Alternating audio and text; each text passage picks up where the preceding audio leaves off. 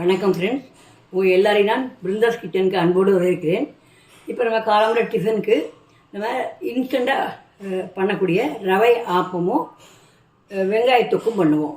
அதுக்கு முன்னாடி நீங்கள் இதை ஃபஸ்ட் டைம் பார்க்குறீங்கன்னா என் சேனலை சப்ஸ்கிரைப் பண்ணி வச்சுங்க, அதோட பெல் ஐக்கானே கிளிக் பண்ணி வச்சுங்க. வாங்க வீடியோக்குள்ளே போகலாம். நான் அதுக்கு 1 கப் ரவை எடுத்துட்டுருக்கேன். நீங்கள் வறுத்த ரவை வறுக்காத ரவை, ஏன்னா முக்கால்வாசி வறுத்த ரவை தான் கடையிலே கிடைக்கிறது, நீங்கள் அதை போட்டுருங்க. 1/2 கப் அரிசி மாவு.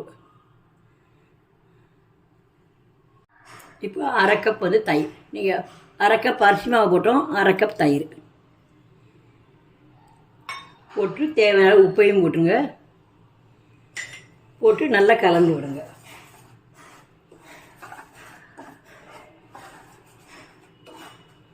இதுக்கு முதல்ல 1 கப் தண்ணி விட்டுக்கலாம்.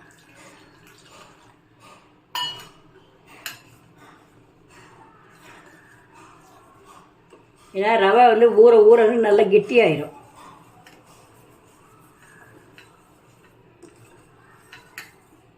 அப்புறம் ஒரு 1/2 கப் தண்ணி விடலாம். மொத்தம் 1.5 கப் தண்ணி விடணும். நம்ம முதல்ல 1 கப் விட்டு கொஞ்சம் ஓரளவுக்கு கலக்கிங்க. கலந்தா விட்டு அதுக்கப்புறமா நீங்கள் ஒரு 1/2 கப் தண்ணி விட்டுங்க.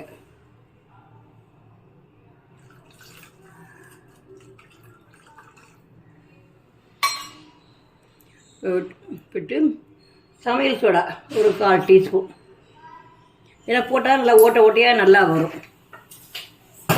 போட்டு நல்லா கலக்கி விட்டுருங்க. கலக்கி அப்படியே ஒரு 15-20 நிமிஷம் ஊற விடுவோம்.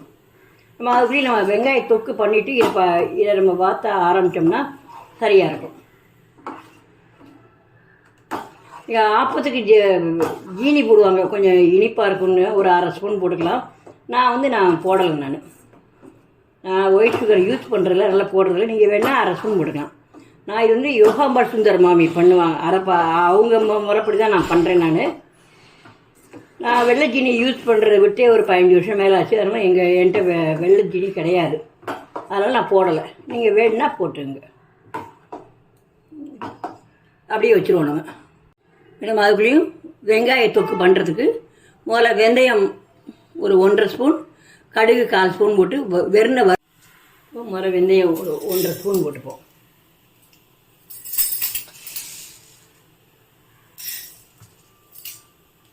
அப்புறம் கடுகு ஒரு 1/4 டீஸ்பூன்.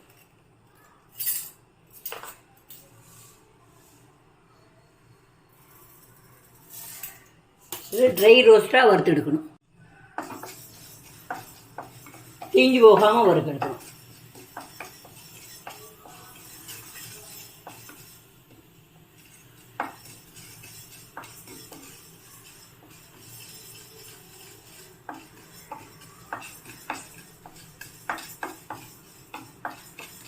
நல்ல வாசனை வரும், தீஞ்சு போகாமல் பொன்னிறமாக வெடிக்கவும் ஆரம்பிக்கும். இப்போ வெடிக்கவும் ஆரம்பிச்சிருது. இப்போ நம்ம எடுத்துடலாம். வேறு 1 ஸ்பூன் நல்லெண்ணெய் விட்டுக்கலாம். பொதுவாக தொக்கு ஊறுகாய் அந்த மாதிரி இதுக்கெல்லாம் நம்ம நல்லெண்ணெய் விட்டால் தான் நல்லாயிருக்கும். நல்லெண்ணெயே விட்டு போடணும், ஏன்னா வெங்காயத்தை முதல்ல வதக்கி எடுத்துக்க போகிறோம். நம்ம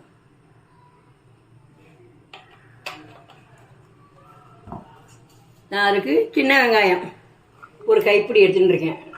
அதே கொஞ்சம் ஊறுகாய் பண்ணுறப்போ தாளிக்கிறப்போ கொஞ்சம் முழுசாகவும் வச்சுருக்கேன். இது ஒரு பெரிய வெங்காயம், மீடியம் சைஸ்னால் 2 வெங்காயம் எடுத்துங்க. அதையும் பொடியாக நறுக்கி வச்சுருக்கேன். அதையும் நீங்கள் போட்டு நல்லா வரங்கட்டும். இப்போ இதுக்கு அதை தொக்கு தேவையான உப்பை போட்டுடலாம். போட்டு வதக்கலாம். அப்புறம் வேணுன்னா நம்ம உப்பு போட்டுக்கலாம். நம்ம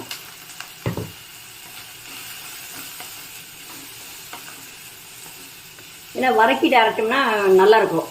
வதக்காமல் பச்சையாக போட்டு அரைச்சோம்னா அதில் உள்ள அந்த வெங்காயத்தில் உள்ள ஒரு மாதிரி காரல் தன்மை நமக்கு தொண்டையில் என்னமோ அடியில் இதை பண்ணுற மாதிரி இருக்கும். இப்படி நீங்கள் வதக்கிட்டு அரைக்கிறப்போ ரொம்ப சூப்பர் டேஸ்ட்டாக இருக்கும். வரங்கட்டும்.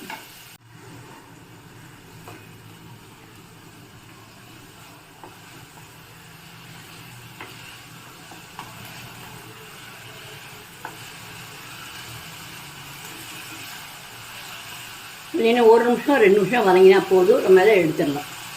இப்போ வெங்காயம் வதங்கியது போதும். இந்த மாதிரி எடுத்து ஒரு தட்டில் போடலாம். 6 நோட்டை அரைக்கணும்.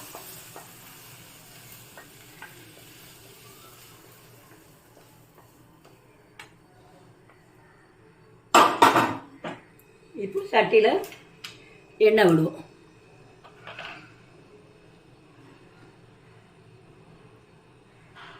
ஒரு 2 டேபிள் ஸ்பூன் எண்ணெய் விட்டுக்கலாம்.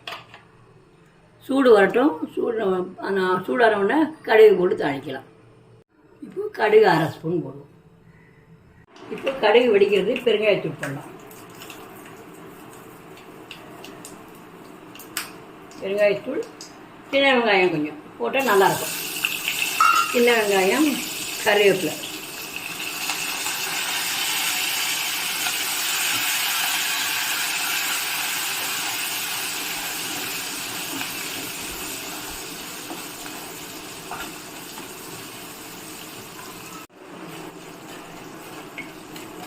அடுப்பு சிம்லேயே இருக்கட்டும். கொஞ்சம் மஞ்சள் பொடி போடலாம்.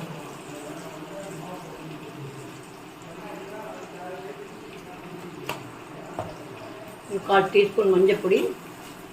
அதுக்கப்புறம் நீங்கள் உரப்பு தகுந்த மாதிரி நீங்கள் மிளகாத்தூள் போட்டுருங்க. நான் வந்து மிளகாத்தூள் 1 டேபிள் ஸ்பூன் போடுறேன். நீங்கள் வந்து உங்கள் உரப்பு எவ்வளோ வேணுமோ அது தகுந்த மாதிரி போட்டுங்க.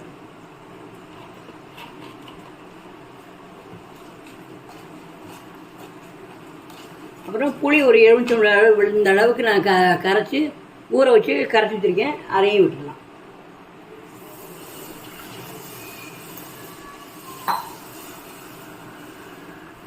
இப்போ நான் வெங்காயத்தை அரைச்சி எடுத்துன்னு வரேன். வெங்காயத்தை நைஸாக அரைக்காமல் கொஞ்சம் குறப்பாக அரைச்சி எடுக்கணும். இந்த மாதிரி வெங்காயத்தை போட்டிருக்கேன். நம்ம குறப்பாக அரைச்சி எடுக்கணும். இந்த மாதிரி பார்த்தீங்கன்னா கொஞ்சம் 1-2 கரகரப்பாக இருக்க மாதிரி இருக்கும். நைஸாக அரைச்சா நல்லா இருக்காது. இப்போ இதை போட்டுடலாம். நம்ம இதையும் போட்டு நல்லா கொதிக்க விடணும்.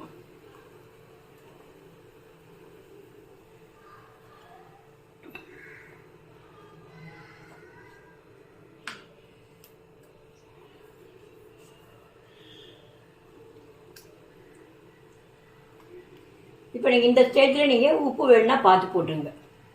வெங்காயத்தில் மொத்தம் உப்பு போட்டு தான் நம்ம வதக்கியிருக்கோம். இருந்தாலும் நீங்கள் இப்போ உப்பு வேணுன்னா நீங்கள் பார்த்து போட்டுக்கலாம். உப்பு சரியாக இருக்குது. நான் போடல. வெங்காயத்தில் போட்ட உப்பு தான். இப்போ நல்லா கொதிக்கட்டும். கொதிக்க ஆரம்பித்தோடனே நீங்கள் சிம்மில் வச்சு மூடி போட்டு மூடி வைங்க. இப்போ நம்ம வறுத்து வச்ச பொடியில் 1 ஸ்பூன் அளவுக்கு போடலாம். நிறைய போட்டிங்கன்னா அது வெந்தயம் போட்டுருந்தால உங்களுக்கு கசப்பாக தெரியும். அதனால் நீங்கள் இந்த அளவுக்கு 1 ஸ்பூன் போதும். இப்போ கொதிக்க ஆரம்பிச்சிட்டு அடுப்பை சிம்மில் வச்சு நம்ம மூடி வைக்கலாம்.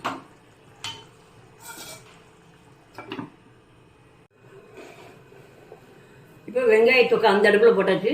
இந்த அடுப்பில் நம்ம தோசை வாக்கலாம். ஆப்பம். இப்போது எண்ணெய் விட்டு டிஷ்யூ பேப்பரை வச்சு தொடச்சி விட்டுடலாம்.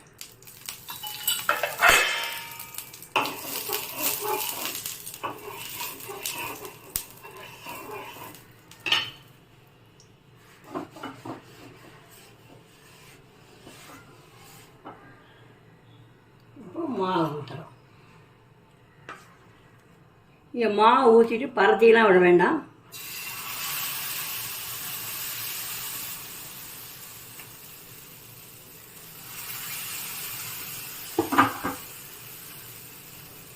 சுற்றி வர எண்ணெய் விடுங்க. ரொம்ப தீ பெருசாக வேண்டாம், மீடியமாக வச்சுக்கலாம். வச்சுட்டு மூடி வைக்கலாம். நம்ம இப்போ அதை எடுத்துடலாம். வந்து நம்ம திருப்பி போடணுங்கிற அவசியம் இல்லை. வேணா நீங்கள் திருப்பி போடணுன்னா போட்டுக்கலாம்.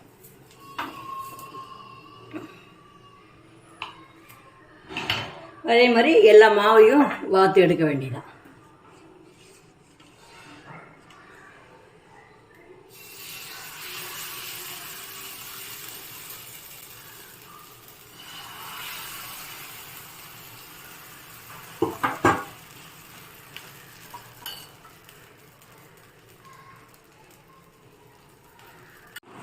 இந்த மாதிரி எண்ணெய் பிரிஞ்சு வரணும். எண்ணெய் பிரிஞ்சு வந்தாச்சு. இப்போ நம்ம அடுப்பை அணைச்சிடலாம். நம்ம இப்போ வெங்காயத்தொக்கு ரெடி. இப்போது சுவையான எல்லாருக்கும் பிடித்தமான இன்ஸ்டண்ட்டாக செய்யக்கூடிய ரவை ஆப்பமும் வெங்காயத்தொக்கும் ரெடி. நீங்களும் செஞ்சு பாருங்கள். செஞ்சு பார்த்துட்டு உங்கள் ஒப்பீனியன் கமெண்டில் போடுங்க.